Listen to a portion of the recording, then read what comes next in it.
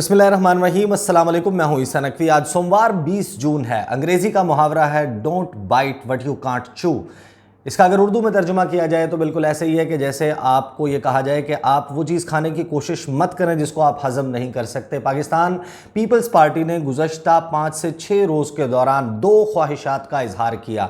भारत के साथ और इसराइल के साथ ताल्लुकात बेहतर बनाना होंगे, ये मैसेज दिया गया पाकिस्तान पीपल्स पार्टी की टॉप लीडरशिप की तरफ से। इनके साथ तजारत की जाए, राब्ते बढ़ाए जाएँ और वो कुछ किया जाए जो पाकिस्तान के मफाद में है। इन अदर वर्ड्स, इन्होंने पाकिस्तान के अवाम को ये मैसेज दिया कि आपका मफाद इसराइल और भारत के साथ जुड़ा है। अगर इनके साथ ताल्लुकात बेहतर हों तो हम आम आदमी की ज़िंदगी में फ़ायदा ला सकते हैं और इसके लिए चाहे पाकिस्तान की नज़रियाती असास, नज़रियात की कुर्बानी देना पड़े, कोई मसला नहीं। मेरी अपनी अंडरस्टैंडिंग में इसका मकसद ये था कि बिलावल भुट्टो ज़रदारी जो कि पाकिस्तान के वज़ीर ख़ारजा हैं और उन्होंने एक पार्टी का, एक बड़ी पार्टी का चेयरमैन होने के बावजूद शहबाज शरीफ, जिसको वो समझते हैं कि ज़ियाउल हक का बेटा है, उसकी काबीना में वज़ीर ख़ारजा बनने का फ़ैसला किया। और वही शहबाज शरीफ जिनके उनके मुताबिक जो वालिद हैं ज़ियाउल हक, वो कातिल थे जुल्फ़िकार अली भुट्टो के, जो कि नाना हैं बिलावल भुट्टो ज़रदारी के, उनकी काबीना में वज़ीर ख़ारजा बनने का फ़ैसला भी शायद इसी वजह से किया कि इस किस्म की स्टेटमेंट्स दी जाएँ कि जिससे मगरबी ममालिक और अमरीका और भारत और इसराइल ये खुश हों और जो घोड़ा जिसके ऊपर वो शर्त लगा सकते हैं पाकिस्तान में, वो बने बिलावल भुट्टो ज़रदारी और अपने आप को प्राइम मिनिस्टर के कैंडिडेट के ऊपर के तौर पर एक आइडियल कैंडिडेट बनाने की कोशिश की जाए। लेकिन होता कुछ यूँ है कि इन दोनों अशखास का सॉफ्टवेयर जो है वो इन की जो स्टेटमेंट्स हैं उसके फौरी बाद जो है वो अपडेट कर दिया गया। दोनों मामलात में मैं आपको बता दूं, बिलावल भुट्टो ज़रदारी जो है उन्होंने institute of strategic studies Islamabad में ये खिताब किया था। तकरीबन लगभग आधे घंटे का खिताब था। उस पर मैंने एक वीडियो में बड़ी तफसील से बताया कि बिलावल भुट्टो ज़रदारी अपने दिल में कौन सी ख्वाहिश रखे हुए हैं कि कश्मीर को बैक बर्नर पर डाल दें, कश्मीर वाले मामले की पेशगी शर्त ना रखी जाए और भारत के साथ ट्रेड भी शुरू की जाए और एंगेजमेंट भी शुरू की जाए। अच्छा, ये ख्वाहिश जो है वो वज़ीर आज़म मुंतखब होने के फ़ौरन बाद हमने देखा कि वज़ीर आज़म शहबाज शरीफ, उनकी जानिब से भी इसका इजहार किया गया जब नरेंद्र मोदी ने ख़त लिखा और उस ख़त के जवाब में मुबारकबाद का ख़त था बातचीत के हवाले से और उन्होंने टेररिज्म का मामला उठाया पाकिस्तान के साथ। जवाबी ख़त लिखा गया शहबाज शरीफ की तरफ से जिसमें उन्होंने कहा कि हम एक मस्बत एंगेजमेंट जो है वो इंडिया के साथ चाहते हैं, मीनिंगफुल इंगेजमेंट और बातचीत चाहते हैं। ना उन्होंने 5 अगस्त 2019 के इक़दामात का तज़किरा किया और उसके बाद फिर आपने नोट किया होगा कि जब शहबाज शरीफ का कौम से खिताब हुआ जिसमें वो टेलीप्रॉम्प्टर पर लिखी हुई एक तकरीर पढ़ रहे थे, तो शायद उन्हें वाज़ेह तौर पर बता दिया गया था कि ये कश्मीर वाला मामला है, ये रेड लाइन है, इसके हवाले से अगर आपने मौक़िफ़ ना रखा तो फिर शायद उनको बता दिया गया कि फिर अच्छी नहीं होगी। तो शहबाज शरीफ साहब जो हैं उन्होंने रिवर्ट बैक किया। उन्होंने अपने उस ख़त से हटकर, जिसको शुनीद ये है कि तारिक फ़ातमी साहब ने फाइनलाइज़ किया था, 6 से 7 मरतबा उसका ड्राफ्ट तब्दील किया गया और दफ्तर ख़ारजा के दिए गए ड्राफ्ट में बड़ी तब्दीलियों के बाद वो ख़त लिखा गया था। लेकिन उससे यू टर्न लिया शहबाज शरीफ ने और फिर दोबारा से उनकी तकरीर में 5 अगस्त का हवाला, उन इक़दामात को जो कि भारत ने 5 अगस्त 2019 को उठाए थे, उसको वापस लेने की बात की। दूसरी तरफ फिर कुछ वक्त गुजरता है और बिलावल भुट्टो ज़रदारी वो फिर एक मरतबा इस शोशे के साथ आते हैं। अच्छा, इसके ऊपर बहस ज़रूर हो सकती है, लेकिन मैं अपने ज़ाती तौर पर मैं ये समझता हूँ कि कोई भी पॉलिटिकल पार्टी इस वक्त ऐसी नहीं है पाकिस्तान में जिसके पास जो इक़्तिदार में मौजूद हो, या इवन इमरान खान साहब जिसने अपने मंशूर में ये बात लिखी हो। ये इतनी बड़ी चेंज है पाकिस्तान की खारजा पॉलिसी में, अगर आपने ये लानी है तो आपको अवाम की राय लेना ज़रूरी है। बहुत अच्छी बात है, अगर आप ये करना चाहते हैं आप अपने मंशूर में ये लिखें, मैनिफेस्टो में लिखें, अवाम के पास जाएँ, इसके ऊपर तकरीरें करें, उनको अवामी जलसों में बताएं कि ये क्यों ज़रूरी है कि पाकिस्तान जो है वो उसका मफाद भारत के साथ या इसराइल के साथ जुड़ा हुआ है। अगर अवाम कायल होते हैं, आपको वोट देते हैं, आप इक़्तिदार में आए, बड़े धड़ल्ले के साथ, अथॉरिटी के साथ इसको इम्प्लीमेंट करें, इस पॉलिसी को। आपके पास अपने इक़्तिदार का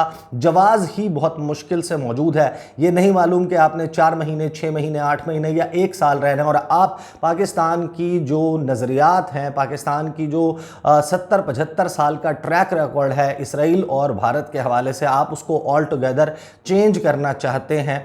किस भरोसे के ऊपर आपने ये फैसला कर लिया? बहरहाल पहला बयान जो है वो दफ्तर ख़ारजा, यानी कि जिस महकमे को हेड करते हैं बिलावल भुट्टो जरदारी, जिसके वज़ीर हैं, उनकी अपनी वजारत ने जो वजाहत जारी की उसमें एक आप कह सकते हैं कि एक फेस सेविंग भी दी बिलावल भुट्टो जरदारी को, ये कह करके उनके कमेंट्स को आउट ऑफ कॉन्टेक्स्ट यानी कि सियाको सबाक से हटकर पेश किया गया, उसका मतलब गलत लिया गया। लेकिन बिलावल भुट्टो जरदारी जो हैं उनके बयान को दफ्तर खारजा के जरिए रिजेक्ट किया गया। दफ्तर खारजा ने जो बयान जारी किया उस पर आने से पहले सलीम मांडवी वाला मैं आपको बता दूं, सलीम मांडवी वाला जो है उन्होंने एक इंटरव्यू दिया, अगेन पाकिस्तान पीपल्स पार्टी से ताल्लुक है, सेनेटर हैं, साबिक डिप्टी चेयरमैन सेनेट हैं, इस वक्त चीफ विप हैं, और जो सेनेट की कायमा कमेटी है खजाना की, फाइनेंस की, उसको चेयर भी करते हैं, उसके चेयरमैन भी हैं। तो जाहिर है कि जब वो गुफ्तगू कर रहे हैं, पार्टी में अगर एक सोच पाई जाती है तो उसका इजहार कर सकते हैं, ऐसे बिल्कुल आउट ऑफ ब्लू को शख्स उठकर बात नहीं कर सकता। उन्होंने इसराइल के हवाले से बयान दिया और वो बयान सुन लें, उस पर इमरान खान साहब ने जो है वो भी बहुत तनकीद की थी। सिर्फ हर्फ बहर्फ आप सुन लें, चंद सेकंड का क्लिप है, सलीम मांडवी वाला ने इसराइल के हवाले से क्या कहा। किसी मुल्क के साथ हमें डायलॉग तिजारत बंद नहीं करनी चाहिए, कोई भी मुल्क हो। लोग इजराइल को क्रिटिसाइज करते हैं कि जी Israel is this, Israel is this. Middle East की सारी कंट्रीज उनके साथ बात कर रही हैं, उनके साथ डिप्लोमेटिक रिलेशन, उनके साथ ट्रेड भी कर रही हैं। तो इसराइल के साथ अगर होता है तो करना चाहिए।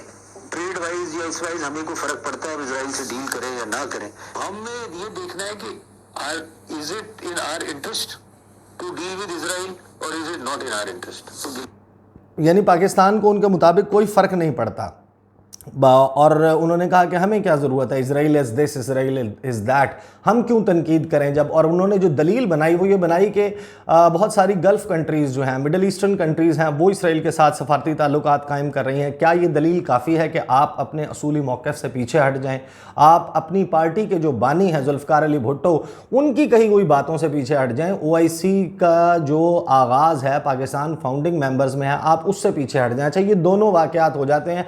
पहले जो है वो बिलावल का क्योंकि वाक़या हुआ था, उन्होंने जुमेरात के रोज़ institute of strategic studies Islamabad में जो है वो ये गुफ्तगू की थी, तो पहले दफ्तर खारजा की तरफ से उनका बयान उनके बयान की वजाहत आई, कोट एंड कोट वजाहत आई, और उसके बाद सलीम मांडवी वाला ने सैटरडे को हफ्ते के रोज़ जो है वो ये बयान दिया।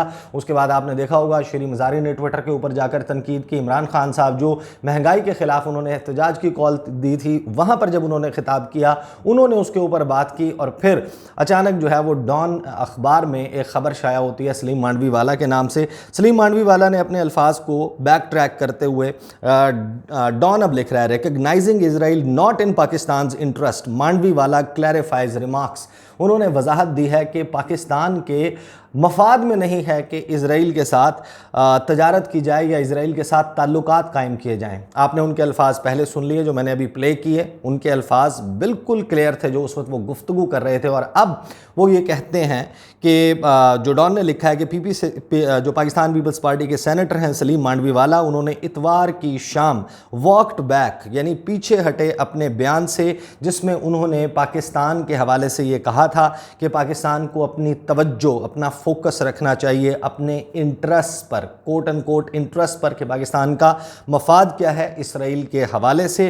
साथ ही उन्होंने ये लिखा कि मांडवी वाला जो है उन्होंने अपनी क्लैरिफिकेशन डॉन न्यूज़ को दी और डॉन न्यूज़ को बताया कि वो बिल्कुल भी इस हक में नहीं है कि इसराइल को तस्लीम किया जाए या इसराइल के साथ तजारत की जाए, ये पाकिस्तान के मफाद में नहीं है। और उन्होंने कहा कि मेरे बयान को तोड़ मरोड़ कर बयान करने की कोशिश की है, जो उन्होंने कहा था वो बड़ा क्लियर है जो उन्होंने गुफ्तगू की थी, और अब वो ये बता रहे हैं कि उनका बयान उसको तोड़ मरोड़ कर जो है वो पेश किया जा रहा था। इसी तरीके से दफ्तर खारजा ने जो बयान जारी किया, मेरा ख्याल है कि बिलावल भुट्टो जरदारी जो हैं उनको अब ये ज़रूरत है कि वो आए हैं तजुर्बा हासिल करने के लिए। उनको जो ये तजुर्बा मिला है जो दफ्तर खारजा की तरफ से दिया गया है कि जब आपका अपना मातहत महकमा, बावजूद इसके कि आप कहते हैं कि आप एक पार्टी के चेयरमैन हैं और आप कहते हैं कि हमने खारजा पॉलिसी बनानी है, और फिर जब आपका अपना इदारा उसके तर्जुमान की तरफ से इस किस्म का बयान जारी किया जाए तो आप समझ लें कि फिर आपकी कितनी अथॉरिटी रह जाती है। दफ्तर खारजा ने बयान जारी किया कि in response to some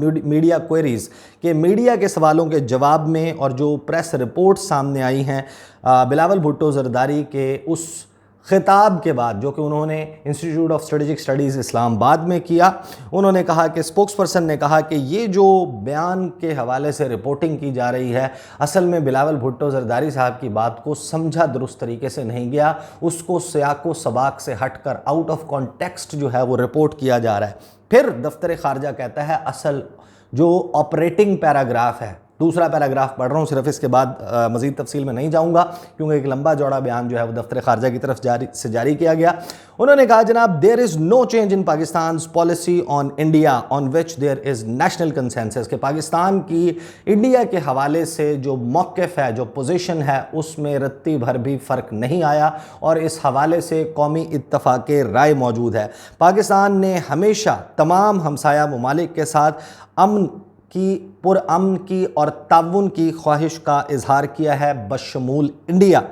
We have consistently advocated constructive engagement and result-oriented dialogue to resolve all outstanding issues, के पाकिस्तान ने मुसलसल वकालत की है ऐसे तामीरी मज़ाकरात की, बातचीत की जो कि नतीजा खेज़ हों ताकि इंडिया के साथ तमाम तस्फिया तलब उमूर को हल किया जा सके, including the core issue of Jammu and Kashmir, कि जो बुनियादी मसला है उसमें वो जम्मू और कश्मीर का है। और फिर दफ्तर खारजा कहता है कि इट इज़ हाउ एवर, कि ये तमाम बातें जहन में रखते हुए एक चीज़ और आप अपने जहन नशीन कर लें कि इंडिया जो है, India's unabated hostility and retrogressive steps that have vitiated the environment and impeded the prospects of peace and cooperation, कि जो भारत ने 5 अगस्त 2019 को इक़दामात उठाए उसकी वजह से माहौल कशीदा हो गया है और इस माहौल कशीदा होने की वजह से द ओनस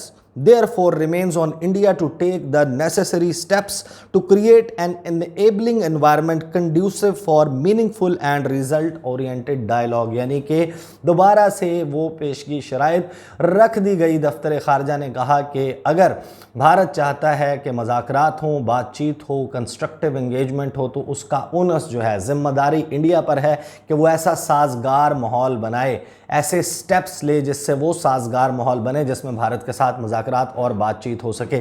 ये तो जनाब हाल है इस वक्त। पाकिस्तान पीपल्स पार्टी अपने आप को पूरी दुनिया में पिच कर रही है कि किसी तरीके से उन्हें जो है वो चांस मिले और बिलावल भुट्टो जरदारी उनके लिए 2023 नहीं तो 2028 के लिए वज़ारत उज़्मा की कुर्सी के ख्वाब देखे जा रहे हैं। और यहाँ पर हाल ये है कि वो इसके लिए इस हद तक भी जाने के लिए तैयार हैं कि पाकिस्तान के जो उसूली और देरीना मौक़िफ़ है कश्मीर के हवाले से, फ़लस्तीन के हवाले से, उससे भी ये बैक ट्रैक करने को तैयार हैं। These are the details. इंशाल्लाह अगली वीडियो में आपके साथ मुलाकात होगी। मुझे इजाज़त दीजिए। अल्लाह हाफ़िज़।